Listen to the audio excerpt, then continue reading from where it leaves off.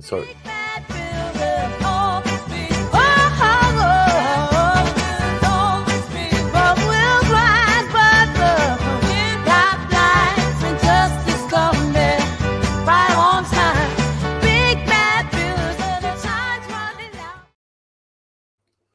Come on, bienvenue. Welcome to another property live stream. This is, of course, Cladding Matters with my podcast partner, Hamish McClay, and today's special guest, Matt Hodges-Long of the Building Safety Register. The premise originally, when we went to press, that was the title 275 homes lost. It turns out that Matt has just informed me, another bombshell, we were out by 100. 375 homes lost. Building Safety Register grows again. We're talking today about this grim milestone. It feels like a sudden sense of deja vu. We've seen this sort of thing before. The Building Safety Register post-Grenfell the prohibition tracker has just been updated, adding 375 more residents to list of people proactively decanted from their homes for fire and structural safety reasons. Madness. But before we get going properly, first of all, a word from our illustrious leader, Hamish McClay. Last week we spent quite a time discussing the seriousness of a standard which was going to be adopted. The government wanted us to adopt, and various other people wanted us to adopt, which would have made properties continue to be unsafe and continue to have sort of fire risk attached to them. Now, that in itself is bad enough, and that is something which certainly needs to be cleared. But something which we don't spend as much time on, and we perhaps will be spending a bit more time on that. And we have a great advantage of having Matt with us today, Matt Hodges-Long, who actually sort of keeps a register of this. The government tend not to keep a particular sort of view on this, and certainly it's something that the mass media would not want us to be declaring and speaking an awful lot about, because we have a serious enough issues with people who are staying in their properties, the cladding issues which they have, the troubles they need to go through whilst everything's happening to them. Steve, at the moment, unfortunately, they're having their cladding allegedly improved, not to any safe standard, I might add. However, there are a number of people even having a worse scenario than that. And this is, of course, where sort of Matt's information sort of comes to light. And it was interesting to me. He sent some figures through. He's an amazing man with figures, is Matt. And he said just in 2 years ago, just over 2 years ago, we had less than 10,000 people who had actually been thrown out of their homes. They couldn't stay in the properties because of the dangers in those particular properties. At least with the cladding ones, they're suggesting they're sufficiently safe to keep them there. Although one wonders about that on occasions. However, what about these people that are leaving? Now, of course, the thing is, it's not just a matter of a single guy. It's just a matter of additional family members, because a number of people have a partner. And not only do a number of people have a partner, it could be a wife or whatever, but they also have children too. Of course. So if you have to move from your property, and in fact, one of our team, we need to we'll get her speaking about it, her experiences of being in a similar sort of kind of situation. But we have also added to that people who are in not a fit position themselves because they do have mobility issues. They're being supported in various homes, in various places, and they're having to be, put it subtly, turfed out because of the incompetent. But what we're finding now, of course, where buildings are falling apart, they're cracking, insufficient material, insufficient iron was sort of put in things like concrete, and all sorts of things are sort of being applied to it. But so we're speaking about a serious situation. If any of our listeners there, if somebody told you you've got 48 hours to get the hell out of here because you can't come back, out you go, how would you actually sort of feel about that? And that is the majority of the course will be very able-bodied. Hopefully, many of you wouldn't have the, I was going to say the encumbrance, wouldn't have to be concerned about your children and the schools they're attending. There's so much. Matt, welcome to the show. It's not. I'm saying welcome to the show, but you're not bringing great news with you. And I was reading through beforehand, and it's all very well turfing able-bodied people out, but then you've got things like sheltered housing scheme at Cumberland Towers. What a huge, monumental disruption it must be to their lives.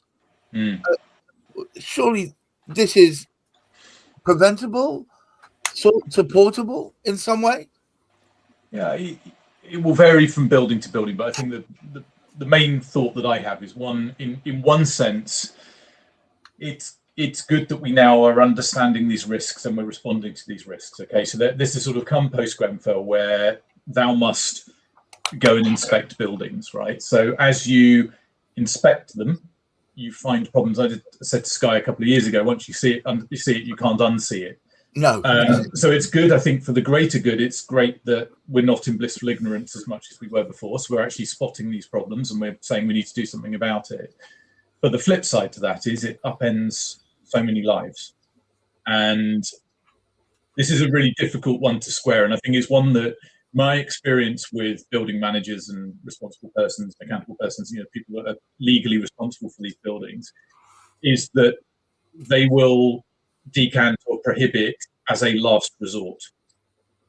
So they will allow people to live with quite a lot of risk prior to making that decision to say we need to close this building. And that line is amorphous. It's not cast in stone anywhere. It's based on opinion. So there could well be buildings that should be prohibited that aren't, others that have been that maybe shouldn't have been. And then sometimes this is exacerbated by money. So there might be mitigations in place that will allow that building to be lived in and not decanted, but then the money runs out. And at that point, the decision is taken. We need, that happened in Liverpool a couple of months ago, where the local authority just said, look, we can't spend any more money on temporary measures in this building, even though it's a private building. The money ran out and everybody had to leave. So yeah, it's a very difficult one and an area that we just do not know enough about, because I think Hamish, you asked me earlier on today, you sent me a message and said, well, if all of these people were out in 2023, are they back now? And the reality is I don't know. And to track all of these people, and it's something that should be done and we should be learning from, but it's something that's beyond my means and something that I've been pushing the government since 2021 to start counting, reporting on and following up on, but they've fumbled so far. It's 5 years. It seems to me that the human cost in all this, the mental health cost in all this is, it must be really hard to work out what that is or even how to ameliorate it.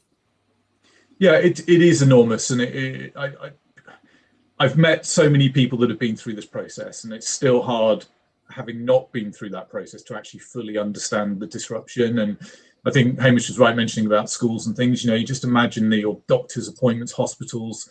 So if we take the latest structural decant in Stratford in East London, it sort of says that the housing provider, NHG, have provided homes for everybody in the area, but it doesn't really specify where or how far away. I mean, it's a really difficult job. If you empty some blocks of flats, 300 people or so, finding alternative accommodation for them, the likelihood is people will have been scattered over quite a wide area, which is massively disruptive in its own right, just purely logistically. Really, in many cases. Yeah. Wouldn't you say? Yeah, and some of the reporting, and again, it's reporting. I'm not saying that this is what actually happened, but the reporting states that a lot of residents were notified at 1 o'clock in the afternoon that they had to be out by 5 o'clock that afternoon. What? Now, I have heard quotes from other buildings as low as 30 minutes to get out. I mean, literally, you're just running with it. It's like somebody set the fire alarm off and you're never coming back. Other buildings have more of a run-up to this for you to sort of get prepared. There's a building down in Woking in Surrey that I was reading into that, again, is another structural, November 23, that was decanted, still not reoccupied. And initially, the residents were allowed back to collect belongings. And then very quickly that was revised. So then, you know, it's sort of the Marie Celeste sort of building with people's televisions in it and radios and toys and whatever, never to be occupied again because it's deemed to be so materially dangerous. They can't go back under controlled circumstances to take a piece of furniture out. But it hasn't materially changed since when they were living in it. And they've probably been living in that condition for years, right? Exactly. It's back. And these are all fairly modern buildings. These were all built within the last 15, 20 years, you know. So people are living. So again, as you work through the backlog of investigation, you will start to find more and more of these problems. And this is what I said to Sky 2 years ago in the article. I sort of quote it.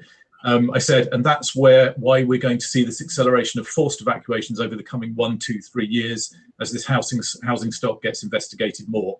And that was 2 years ago. And that, I think, as Hamish mentioned, we've seen a 50% increase in the number of people, or the number of people has increased by 50% in the last 2 years from the 5 years before. So it's first 5 years post Grenfell, about 10,000 people. And then the following 2 years, another 5,000. So we are seeing an acceleration. It's not as quick as I thought it would be, but that's a lot of people. That's a lot of disruption. So we've got these 4 buildings registered on high-risk buildings with the building safety regulator. Yeah. I mean, as I read in we've now moving. This channel was primarily about cladding, but it's almost like we've taken the skirts off. And now we're seeing the ripped petticoats underneath. And so the focus is now moving towards structural integrity and so historic design choices, construction practices.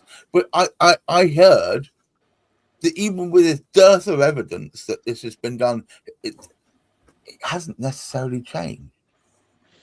No, the focus of the regulator is, I mean, we help a lot of buildings get through that regulatory process. So that's the main bit of what we do. And the regulator's focus has really shifted in recent months and years to structural stability. So that the regulator, the higher risk building Safety Act in occupation, focuses on fire and structural integrity. They're the 2 areas of risk, not Legionella or lifts or, you know, electrical safety or whatever, just fire and structural integrity. And it was all about, for obvious reasons, post Grenfell, it was all about fire. And now we're seeing more structure coming through. And actually, in terms of the propensity to harm lots of people, a sudden uncontrolled structural collapse would be huge in a negative way. And they've started to issue information now about punching shear, transfer slab risks and things. That's where a building goes up and then it sort of has a deck and then the building pops out of the top, but the top bit bears its weight on the slab at the bottom rather than columns all the way down to the ground. And the risk is that those columns punch through that level and the whole thing goes. And apologies to any structural engineers watching that I probably just completely mangled away, but I try to bring things into language for everybody. And so that's a risk that they've become aware of. And then you sort of look at the Halo development in Stratford, which is rumoured to be a transfer slab punching shear issue. And you can see why, once you've seen that and you're aware of it and you've got the calculations that you say, we cannot let people stay in this place a moment longer. Whereas fire tends to creep up and you can mitigate it more effectively. Or we'll put a sprinkler system in or a temporary alarm system or whatever to keep it controlled. Whereas no amount of acro props is going to stop that building going if it goes once it's gone, right? So that will trigger a prohibition far quicker than if it's a fire-related prohibition solely. So yeah, and I've commissioned structural engineers on projects with our clients where the regulator will go back and say, I need more information on this structure, and they keep coming back on structure. Once they've ticked all the fire boxes, they're obsessed about structure. So, and that's a fairly new change of focus for the regulator. Hamish, it seems to me that we have a big enough problem with the exacerbation of new immigrants and so on and so forth. We're now effectively throwing indirectly or directly more people onto the street, because not everybody, when they do this major move, is going to be satisfied or capable of coping with that massive change in location, and they'll end up on the street. I mean, this is a massive problem we're building for ourselves. Well, or haven't built for ourselves. Well, yes. It's sort of very, very difficult to sort of comprehend from somebody in the government sort of position. I mean, one of the comments that sort of Matt sort of made to me sort of said, well, it's just unfortunate the government aren't keeping records. The government should be keeping records of this, but they're challenged with all sorts of idiotic sort of, I say idiotic, they're not idiotic things. Their focus is on, if you like, outside of the UK. It's a little bit like we're sort of saying that we're very fortunate as my work has progressed in terms of what I do for my business. I found it's as important what goes on outside of your property as goes on within your property, because there's a lot of things happening. And the trouble is the government, they're relying on very, very basic aspects of what they propose doing, what they propose improving.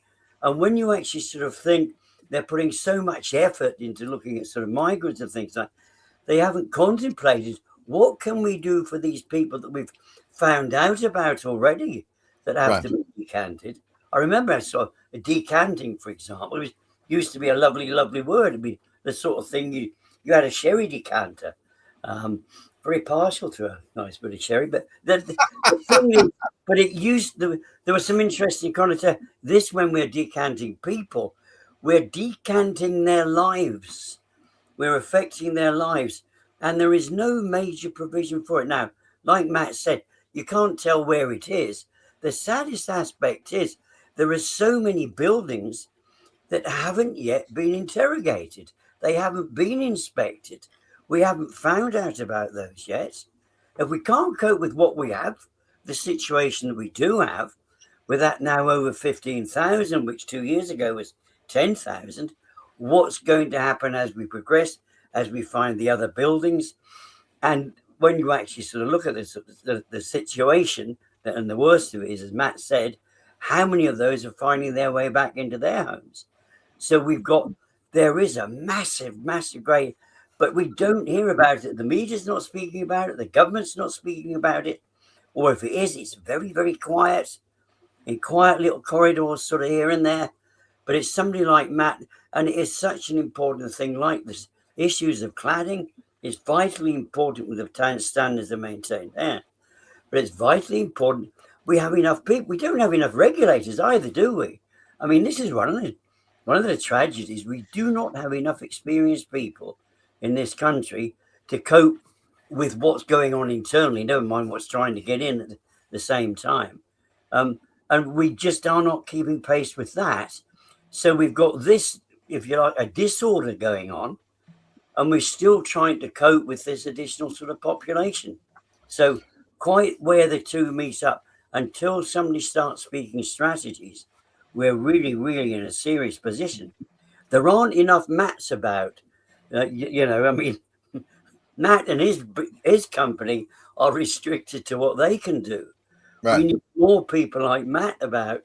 We need more people trained up. People need to focus. And when you actually sort of think of the number of people without work, they could be trained to doing things like this. There's plenty of raw material ready to be trained up. I'm certain of it. Matt, I just had a thought.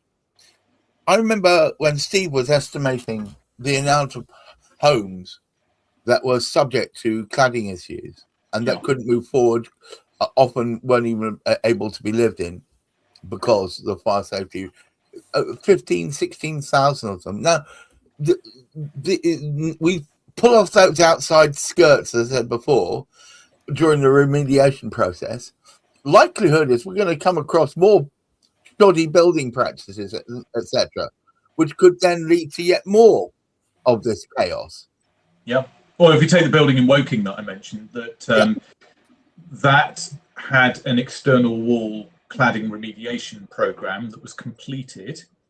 And as a part of, or around the same time that they finished that, they spotted the structural issues, which then led to the complete evacuation in 2023 of that building that has never been reoccupied, but it's got a lovely external wall on it now that isn't combustible. Delightful. But what I was going to say is, I'm a great believer in property. If it happens once, it's going to happen 100 times. So therefore, if the same process happened on another building, we could end up, we're sleepwalking into a housing disaster. Well, this is tying into what Steve does. This is why we're looking at sort of the full building safety remediation, of internal remediation, all that sort of stuff. Because what I would normally say to people, or what I always say to people is, look, if the external wall has been built badly or shoddily, or not in a non-compliant way, why would they suddenly have upped their standards internally within the building? No reason at all.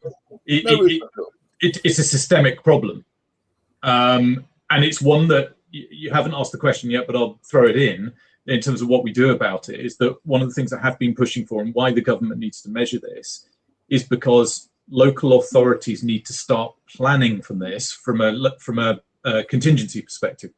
So does the average local council, if we take Suffolk or Suffolk County Council or Ipswich City Council or whatever it's called, with the tower, were they prepared and have they been drilled in how to deal with a mass decant, especially of sheltered housing residents?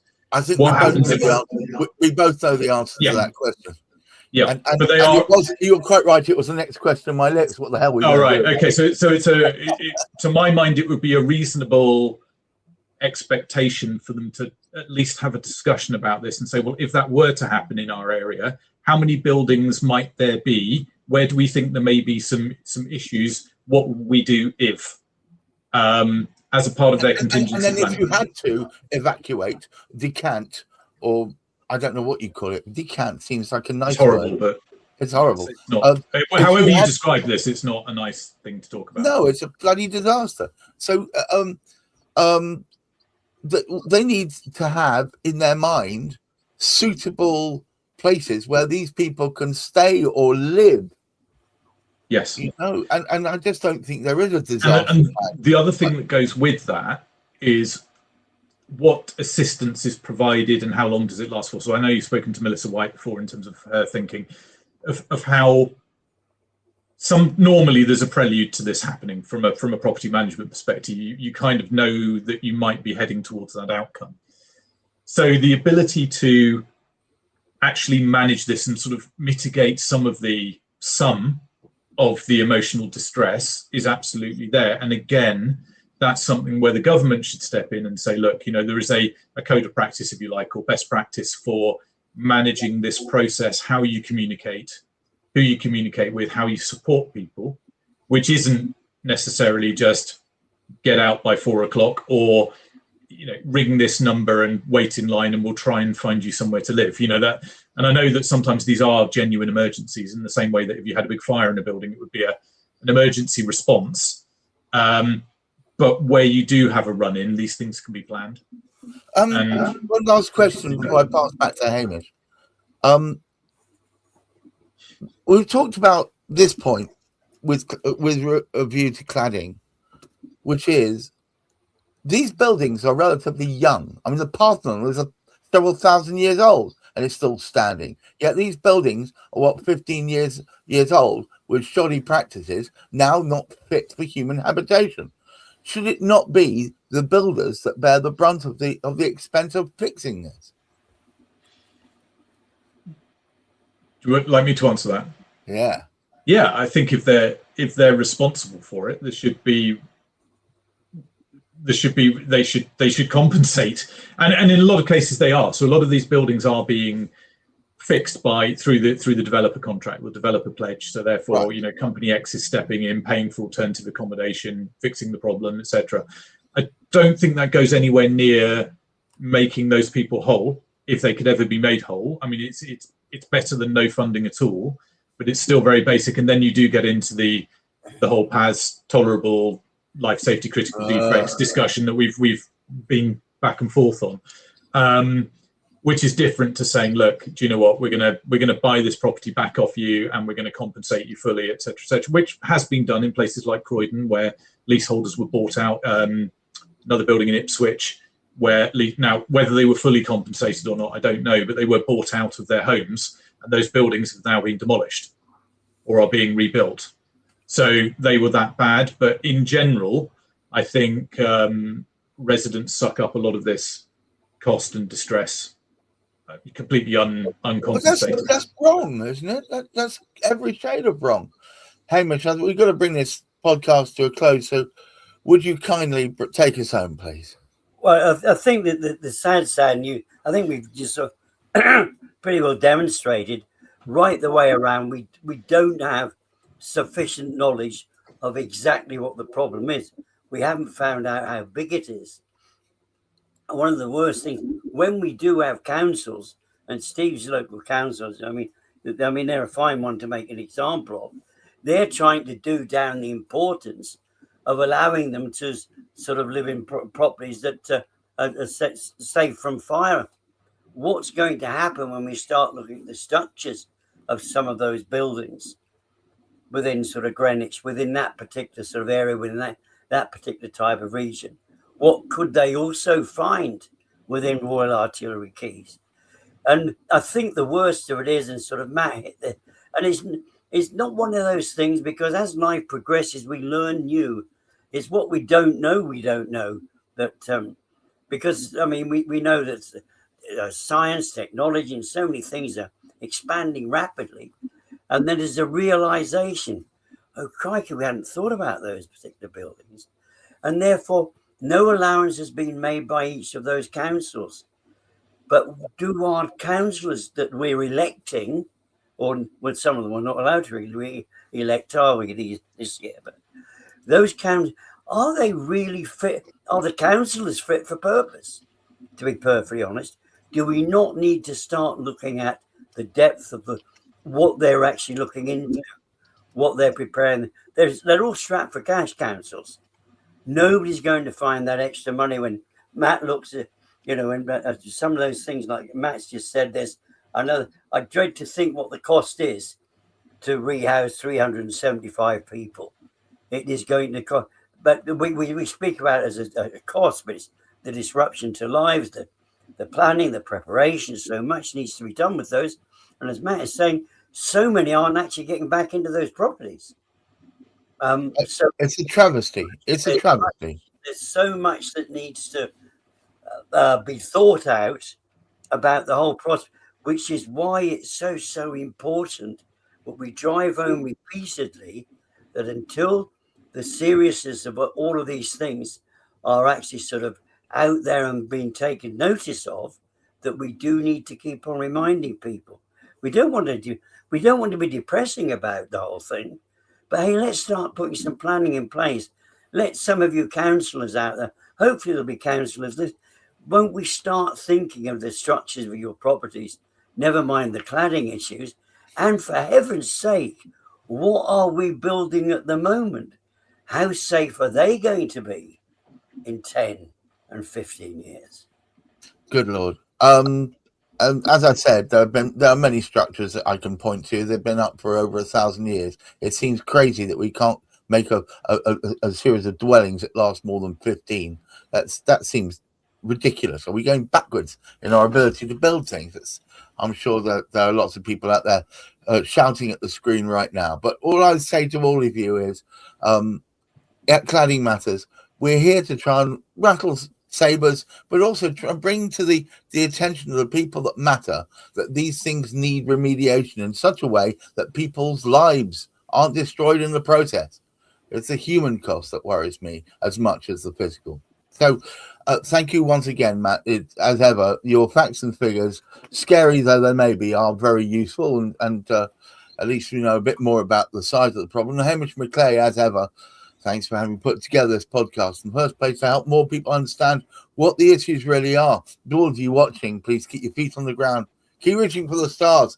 and try in these troubled times to look after your mental health. Until next week, bye-bye. There's a tale about some folks with hammers and some nails. They'll polish through the moon, but their word always fails.